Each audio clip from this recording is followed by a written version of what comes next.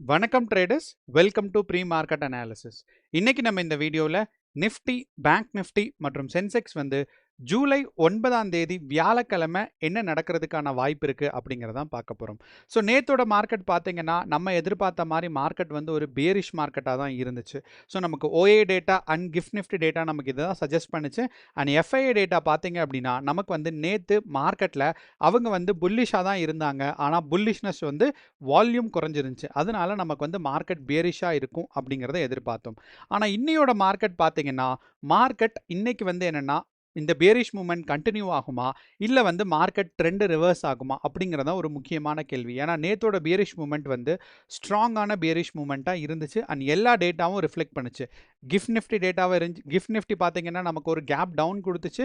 அதே மாதிரி பார்த்தீங்கன்னா இந்தியா விக்ஸ் நம்ம பார்க்கும்போது ஃபர்ஸ்ட் கேண்டிலே ஸ்ட்ராங்கான க்ரீன் கேண்டிலாகவும், அடுத்து இந்தியா விக்ஸில் பார்த்தீங்கன்னா ஏறக்குறைய ஒரு 3 மணி போல் ஸ்ட்ராங்கான இன்னொரு க்ரீன் கேண்டில் வந்துச்சு. அப்போ 11.7 இருந்த இந்தியா விக்ஸ் வேல்யூ ஏறக்குறைய பார்த்தீங்கன்னா 12க்கு பக்கம் ரீச் ஆயிடுச்சு. அப்போ இது ரெண்டுமே வந்து மார்க்கெட்டில் ஸ்ட்ராங்கான பேரிஷ் மூவ்மெண்ட் இருக்குது அப்படிங்கிறத இண்டிகேட் பண்ணுறது தான். அண்ட் இதை தொடர்ந்து இன்னையோட கிஃப்ட் நிஃப்டி டேட்டா நம்ம கவனித்தோம் அப்படின்னா கேப் அப் கேப் டவுன் எதுவும் இல்லை. இது வந்து ரொம்ப ரொம்ப ஒரு முக்கியமான அப்சர்வேஷன். ஏன்னா முதல் நாள் வந்து பார்த்தீங்கன்னா ஒரு கேப் அப் கொடுத்துச்சு, அதுக்கு அடுத்த நாள் பார்த்தீங்கன்னா ஸ்ட்ராங்கான ஒரு கேப் டவுன் கொடுத்து பேரிஷ் மூவ்மெண்ட் வந்துச்சு. அண்ட் இன்னைக்கு பார்த்தீங்கன்னா கேப் அப் கேப் டவுன் எதுவுமே இல்லாமல் மார்க்கெட் வந்து ஸ்டாக்னண்ட்டாக இருக்க போகுது. இதை வந்து நம்ம எஃப்ஐஏ டேட்டா கூட கம்பேர் பண்ணணும். நான் சார்ட்டை காமிச்சே உங்களுக்கு சொல்கிறேன், ஏன்னா இல்லைனா உங்களுக்கு கொஞ்சம் கிளியராக இருக்காது. ஸோ எஃப்ஐஏ டேட்டா கூட ஏன் கம்பேர் பண்ணோம் அப்படின்னா நமக்கு வந்து இந்த எஃப்ஐஏ டேட்டா வந்து ரொம்ப ரொம்ப முக்கியமான டேட்டாஸ். ஸோ நமக்கு இந்த எஃப்ஐஏ டேட்டா பார்க்குறதுக்கு நம்ம சென்சிபிள்ஸ் வந்து பார்த்தீங்கன்னா லாக் அவுட் ஆயிருச்சு. அதனால் திருப்பி லாகின் பண்ணியிருக்கோம். ஓகே, அப்போ இந்த எஃப்ஐஏ டேட்டா நம்ம கவனித்தோம் அப்படின்னா நமக்கு திங்கக்கிழமை பார்க்கும்போது ஸ்ட்ராங்கான நெட் புல்லிஷாக இருந்திருக்காங்க எஃப்ஐஐஸ். அப்போ வந்து இந்த வால்யூம் 44,820 இருந்திருக்கு புல்லிஷ் நேச்சர். அதே மாதிரி பேரிஷ் பார்த்தாலும் -20,000 குவான்டிட்டிஸ் இருந்திருக்கு. ஆனால் அதுக்கு அடுத்த நாள் நமக்கு 7ஆம் தேதியோட முடிவில் பார்க்கும்போது இந்த குவான்டிட்டிஸ் இப்பயும் பார்த்தீங்கன்னா நெட் புல்லிஷாக தான் இருக்காங்க. ஆனால் இந்த வால்யூம் சேஞ்ச் பாருங்கள், 44,000 132 மாறி இருக்கு. அப்போ இந்த குவான்டிட்டி டிஃப்ரென்ஸ் இருக்குது பார்த்தீங்களா? இந்த குவான்டிட்டி டிஃப்ரென்ஸ் எப்படின்னா எவ்வளவு லாங் இருக்காங்க, எவ்வளவு ஷார்ட் இருக்காங்க, அதுக்கான வித்தியாசங்கள் தான் பார்த்தீங்கன்னா இந்த இடத்துல வரும். ஸோ இந்த இடத்துல நம்ம பார்க்கும்போது திங்கக்கிழமை நமக்கு வந்து பார்த்தீங்கன்னா 44,000 குவான்டிட்டி. அதே மாதிரி நமக்கு வந்து செவ்வாய்க்கிழமை முடியும் போது பையிங் அண்ட் செல்லிங் வந்து ரொம்பவே கம்மியாக தான் இருந்திருக்கு. ஸோ அப்படின்னா எவ்வளவு குவான்டிட்டி அவங்க லாங் பொசிஷன் இருந்திருக்காங்களோ அதுக்கு ஈக்குவலாக பார்த்தீங்கன்னா ஷார்ட் பொசிஷன் அவங்க எடுத்திருந்திருக்காங்க. அப்போ இது என்ன இண்டிகேட் பண்ணுச்சு அப்படின்னா மார்க்கெட்டில் அவங்க நெட்டு புல்லிஷாக திங்கள் அண்ட் செவ்வாய் 2 நாளுமே இருந்தாலும் திங்களை விட செவ்வாய்க்கிழமை பார்த்தீங்கன்னா அவங்க குவான்டிட்டிஸ் பயங்கரமாக குறைஞ்சிருக்கிறனால மார்க்கெட்டில் செல்லிங் ப்ரெஷர் இருக்கும் அப்படிங்கிறதுக்கான ஒரு எக்ஸ்பெக்டேஷன்ஸ். அதே மாதிரி நமக்கு இப்போ புதன்கிழமையோட முடிவில் பார்த்தீங்கன்னா ஸ்ட்ராங்கான பேரிஷ் மூவ்மெண்ட் இருக்குது. அப்போ ஸ்ட்ராங்கான பேரிஷ் வால்யூம் வந்து எஃப்ஐஐஸ் ஹோல்ட் பண்ணிட்டு இருக்காங்க. அப்போ இதை வந்து ஒரே நாளில் அவங்க வந்து கால் ஆப்ஷனா இல்லைன்னா ஒரு லாங் பொசிஷனுக்கா வந்து மாற்ற முடியாது, புல்லிஷ் மூவ்மெண்ட்டாக மாற்ற முடியாது. அப்படிங்கிறனால இன்னையோட மார்க்கெட் பார்த்தீங்கன்னா ஒரு ஸ்ட்ராங்கான கன்சாலிடேஷனும் கூடி போனால் ஒரு சின்ன பேரிஷ் மூவ்மெண்ட் இருக்கிறதுக்கான சான்சஸ் இருக்குது. ஸோ எப்பயுமே ஒரு இன்ட்ராடே ட்ரேடர்ஸாக நம்ம கவனிக்கும் போது மார்க்கெட்டில் இந்த சைட்வேஸ் போகுது பார்த்தீங்களா, அங்கே தான் நமக்கு வந்து நிறையா வந்து ஃபேக் என்ட்ரிஸ் வரும். அதாவது என்ட்ரி எடுப்போம், நமக்கு வந்து தேவைப்பட்ட அளவு ஒரு நாள் ஃபுல்லாக ஹோல்டு பண்ணியே வச்சுருந்தாலும் தேவைப்பட்ட அளவு ப்ராஃபிட்டும் போயிருந்திருக்காது, இல்லை ஸ்டாப் லாஸும் ஹிட் ஆயிருந்திருக்காது. அது மாதிரி சூழ்நிலைகள் நிறையா வரும். அப்படி இல்லைன்னா டக்குன்னு பார்த்தீங்கன்னா நமக்கு ஸ்டாப் லாஸ் வரும், திருப்பி நம்ம ப்ராஃபிட் புக் பண்ணலாம், கொஞ்சம் போகும்போது பார்த்தீங்கன்னா திருப்பி ட்ரெண்ட் ரிவர்ஸ் ஆயிரும். ஸோ அப்போ ஒரு தடவையும் நமக்கு வந்து ரொம்ப சின்ன ப்ராஃபிட்டில் தான் புக் ஆகிட்டு இருக்கும். ஸோ அந்த சைட்வேஸ் மார்க்கெட்லாம் இன்னைக்கு நம்ம எதிர்பார்க்கறதுக்கான வாய்ப்பு இருக்குது. அது இந்த நம்மளோட எஃப்ஐஏ டேட்டாஸ் வந்து பார்த்தீங்கன்னா கிளியராக இண்டிகேட் பண்ணுது. அடுத்து பார்த்தீங்கன்னா நம்மளோட கிஃப்ட் நிஃப்டி டேட்டாவும் இதை தான் இண்டிகேட் பண்ணுது. ஏன்னா கிஃப்ட் நிஃப்டி வந்து கடந்த 2 நாளாக கேப் அப் இல்லைன்னா கேப் டவுனை தான் கொடுத்துட்டு இருந்துச்சு. ஆனால் இன்னைக்கு பார்த்தோம் அப்படின்னா கிஃப்ட் நிஃப்டி வந்து நேற்று 3:30க்கு எந்த பொசிஷனில் இருந்துச்சோ ஏறக்குறைய அதே பொசிஷனில் தான் இருக்குது. ரொம்ப பெரிய கேப் அப் இல்லை அப்படிங்கிறது தான் ஒரு உண்மை. ஸோ நேற்று 3:30க்கு நமக்கு பார்க்கும்போது கிஃப்ட் நிஃப்டி டேட்டா வந்து ஏறக்குறைய 23,880 இருந்துச்சு. இப்போ பார்த்தோம் அப்படின்னா மார்க்கெட் வந்து ஒரு 100 பாயிண்ட் மேலே இருக்குது. ஆனால் இந்த 100 பாயிண்ட் மேலே இருந்தாலும் நம்ம இங்கே கவனிக்க கவனிக்கக்கூடியது என்னன்னா, நமக்கு இந்த இடத்துல ஒரு செல்லிங் பிரஷர் வந்து இன்டியூஸ் ஆறதுக்கான வாய்ப்புகள் இருக்கு. ஒருவேளை 9:15க்கு ஏன்னா நமக்கு வந்து திங்கட்கிழமை பார்த்தோம்னா, இதே 100 பாயிண்ட் கேப் அப்ல தான் நம்ம எதிர்பார்த்தோம். மார்க்கெட் நமக்கு வந்து ஸ்டாக் இந்த ப்ரீ மார்க்கெட் அனாலிசிஸ் பண்ணும்போது பார்த்தீங்கன்னா, ஒரு 1/2 மணி நேரம், 3/4 மணி நேரத்துக்கு முன்னாடி வந்து நம்ம வீடியோ வந்து குடுக்குறோம். அப்ப இந்த 3/4 மணி நேரத்துக்கு முன்னாடி இதே மாரி தான் திங்கட்கிழமையும் நமக்கு வந்து ஒரு 100 பாயிண்ட் கேப் அப் இருந்துச்சு. ஆனா மார்க்கெட் வந்து பார்த்தீங்கன்னா, 9:00 நமக்கு ப்ரீ மார்க்கெட் ஓப்பன் ஆகும் பாருங்க. இதுதான் நமக்கு திங்கட்கிழமை. ஸோ திங்கட்கிழமை இந்த இடத்துல தான் நமக்கு வந்து பார்த்தீங்கன்னா, ஒரு 100 பாயிண்ட் கேப் அப் இருந்துச்சு. ஆனா மார்க்கெட் வந்து ஓப்பன் ஆகும்போது, நமக்கு அந்த 100 பாயிண்ட் கேப் அப் இல்லாம மாறிருச்சு. இதுதான் வந்து ரொம்ப ரொம்ப முக்கியமானது. ஸோ அப்படிங்கிறனால நீங்க கேப் அப்ப வச்சு ட்ரேட் பண்றதாக இருந்தால், கண்டிப்பாக நீங்க வந்து 9:00 இல்லன்னா 9:10க்கு நீங்க வந்து கிஃப்ட் நிஃப்டி டேட்டாவ ரெஃபர் பண்ணணும். அப்பன்னா தான் உங்களுக்கு அந்த கேப் அப்பையோ, கேப் டவுனையோ 100% ஒரு ப்ராஃபிட்டபிளா பார்க்க முடியும். இப்ப நம்ம பார்க்குறது கிஃப்ட் நிஃப்டியோட ஒரு பிரைஸ் ஆக்ஷன் தான்.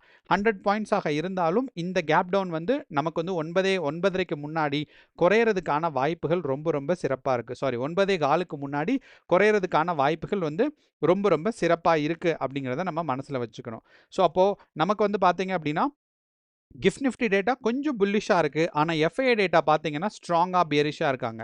அப்ப நமக்கு கேப் அப்பே நடந்தாலும், அங்கிருந்து ஒரு செல்லிங் பிரஷர் வர்றதுக்கான வாய்ப்புகள் கொஞ்சம் அதிகமாக இருக்கு. அண்ட் 2வது விஷயம், இன்னையோட மார்க்கெட் வந்து புல்லிஷா போறதுக்கான வாய்ப்பு இல்ல அப்படின்னு சொல்றது பார்த்தீங்கன்னா, ஓஐ சேஞ்சும், ஓப்பன் இன்ட்ரெஸ்ட் டேட்டாவும். இது 2ம் ஏறக்குறைய ஒரே டேட்டாஸ் தான். ஆனா நமக்கு ஓஐ சேஞ்ச் பார்த்தீங்கன்னா, எவ்வளவு வந்து வித்தியாசங்கள் இருக்கு.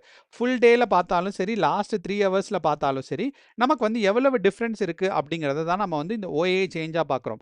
அதாவது ஓப்பன் இன்ட்ரெஸ்ட் சேஞ்ச். ஓப்பன் இன்ட்ரெஸ்ட்னா ஏற்கனவே ஆப்ஷன் செல்லர்ஸ் வந்து கால் ஆப்ஷன்ஸ் எவ்வளோ பொசிஷன் ஹோல்டு பண்றாங்க, புட் ஆப்ஷன்ஸ் எவ்வளோ பொசிஷன் ஹோல்டு பண்றாங்க, அண்ட் அவங்களோட வால்யூம் வந்து நேத்தோட ட்ரேடிங் செஷன்ல எப்படி டிஃபர் ஆயிருந்திருக்கு அப்படிங்கிறத தான் பார்க்குறோம். ஸோ ஃபுல் டே நமக்கு ஓஏ சேஞ்ச் கவனிச்சாலும் பார்த்தீங்கன்னா, கால் ஆப்ஷன் சைடு ஸ்ட்ராங்கான வால்யூம் இன்க்ரீஸ் இருந்திருக்கு. அதே மாரி இந்த இந்த டேட்டா இருக்கு பார்த்தீங்களா, இது last 3 hours, last 1 hour, last 30 minutes இதில பார்க்கும்போது நமக்கு என்ன தெரியும் அப்படின்னா, இந்த கடைசி அதாவது மார்க்கெட் முடியும் போதும் இதே தான் அவங்களோட பொசிஷனா இருந்திருக்கா அப்படிங்கிறது தான். அப்படி பார்க்கும்போது நமக்கு full day and last 30 minutes வரைக்குமே பார்த்தீங்கன்னா, கால் ஆப்ஷன் சைடு தான் வால்யூம் வந்து கொஞ்சம் அதிகமாக இருந்திருக்கு. ஏன்னா இங்க இன்ட்ராடே ட்ரேடர்ஸ் நெறைய பேர் இருப்பாங்க. அப்ப இந்த இன்ட்ராடே ட்ரேடர்ஸ் என்ன பண்ணுவாங்க அப்படின்னா, மார்க்கெட்ட வந்து டக்குன்னு அவங்களோட பொசிஷன்ஸ க்ளோஸ் பண்ண ட்ரை பண்ணுவாங்க. இல்லன்னா ஆப்போசிட் சைடு அவங்க லெக்ல பொசிஷன் எடுப்பாங்க. ஸோ இது அவங்கவங்களோட ஸ்ட்ராட்டஜிய பொறுத்தளவு. பட் என்னதான் இருந்தாலும் எண்ட் ஆஃப் த டேல கால் ஆப்ஷனோட வால்யூம் அதிகமாக இருக்கு அப்படின்னா, ஆப்ஷன் செல்லர்ஸோட பாயிண்ட்லேருந்து நமக்கு பார்க்கணும் அப்படின்னா, கால் ஆப்ஷன் சைடு வால்யூம் அதிகமா இருக்குன்னா, மார்க்கெட் வந்து இந்த பொசிஷன்ஸ தாண்டி மேல போகாது அப்படிங்கிறது அர்த்தம். அப்பன்னா அட் த மணி இப்ப பார்த்தீங்கன்னா 23,900ல இருக்கு. அப்ப இந்த 23,900லேருந்து நம்ம கிஃப்ட் நிஃப்டில பார்த்த மாரி ஒரு 100 பாயிண்ட் கேப் அப்பே நடந்தாலும், நமக்கு 24,000 வரைக்கும் ரீச் ஆகும். அப்ப இந்த 24,000 ரீச் ஆனா, அந்த இடத்துல பார்த்தீங்கன்னா, கால் ஆப்ஷன் வால்யூம் அதிகமா இருக்கு. அண்ட் இத தொடர்ந்து 24,200ல பார்த்தீங்கன்னா, ரொம்ப அதிகமான வால்யூம் இருக்கு. அண்ட் 24,000த்திலயும் 24,500ல ஆப்ஷனோட பிரைஸ் ரொம்ப கம்மியா இருக்கும். அந்த இடத்துலயும் வால்யூம் அதிகமா இருக்கு. அப்ப இந்த 3 வால்யூம் அதிகமா இருக்கிறனால, எஃப்ஐஐஸ் டேட்டாவும் பார்க்கும்போது, இன்னையோட கால் ஆப்ஷன் சைடு மார்க்கெட் போறதுக்கான வாய்ப்புகள் கொஞ்சம் கம்மியாக இருக்கு. அப்ப கிஃப்ட் நிஃப்டி குடுக்குற இந்த ஃபேக்கான ஒரு கேப் அப் வந்து நீடிக்கிறதுக்கான வாய்ப்புகள் கம்மியா இருக்கு அப்படிங்கிறத தான் சொல்லுவோம். இதே மாரி நம்ம வந்து நிஃப்டியோட பிரைஸ் ஆக்ஷன் பார்த்தோம்னா, நமக்கு வந்து இந்த 23,800க்கு மார்க்கெட் வந்து டவுன் சைடு வந்திருக்கு. அண்ட் இங்கிருந்து நமக்கு வந்து ஒரு 24,000 வரைக்கும் போனாலும், அங்கிருந்து ட்ரெண்ட் ரிவர்ஸ் ஆறதுக்கான வாய்ப்பு இருக்கு. ஸோ இன்னையோட மார்க்கெட் வந்து கேப் அப்பே நடந்தாலும், ஒரு பாசிட்டிவா போறதுக்கான வாய்ப்புகள் ரொம்பவே கம்மியா தான் இருக்குங்கிறது தான் நம்ம கவனத்துல வச்சுக்கணும். இதே மாரி நம்ம வந்து கோல்டு பிரைஸ், நம்மளோட ஆயில் பிரைஸ் எல்லாம் பார்த்தீங்கன்னா, ஸ்டெபிலிட்டிய நோக்கி வந்துட்டு இருக்கு. ஏன்னா ஆயில் பிரைஸ் வந்து பார்த்தீங்கன்னா 100ல இருந்துச்சு. அங்கிருந்து நமக்கு இப்ப 75ல ஸ்டேபிள் ஆயிட்டு இருக்கு.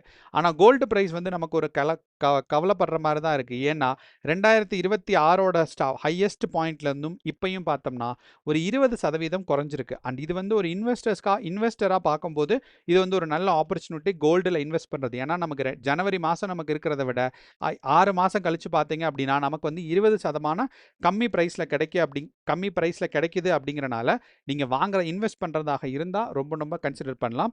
அடுத்து வந்து யுஎஸ் மார்க்கெட்ட பார்த்தா, இன்னையோட யுஎஸ் மார்க்கெட் பார்த்தீங்கன்னா, ஸ்ட்ராங்கான டபிள்யூ பேட்டர்ன் ஒண்ணு பண்ணியிருக்கு. அது இன்ட்ராடேல ஒரு டபிள்யூ பேட்டர்ன் வரது அப்படிங்கிறது, எப்படி வந்து இதோட பிரைஸ் ஆக்ஷன் இருக்கு அப்படிங்கிறத தான் நம்ம கவனிக்கணும்.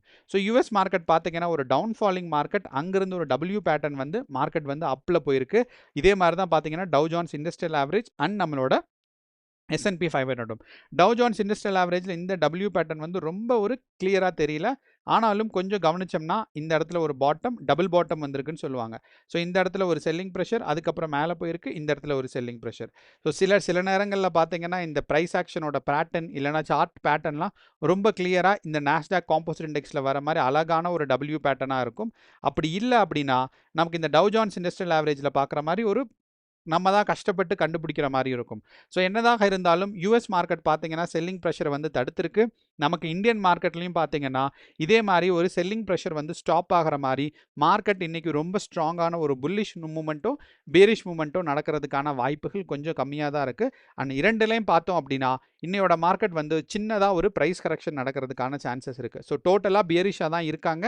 ஆனால் எஃப்ஐஎஸ் பார்த்தீங்கன்னா இன்னையோட வால்யூம் வந்து கம்மி பண்ணுவாங்க. ஸோ அப்படிங்கிறனால ஒரு ஸ்ட்ராங்கான பியரிஷ் மூமெண்ட் இருக்காது. ஒரு சின்ன பியரிஷ் மூமெண்ட் இருக்கும். அண்ட் கால் ஆப்ஷன் சைடு போகிறதுக்கான வாய்ப்புகள் ரொம்ப ரொம்ப கம்மியாக இருக்குது. ஸோ இதான் நம்மளோட ஒரு ஓவரால் அனாலிசிஸ். கேர்ஃபுல்லாக ட்ரேட் பண்ணுங்கள். All the best. நன்றி, வணக்கம்.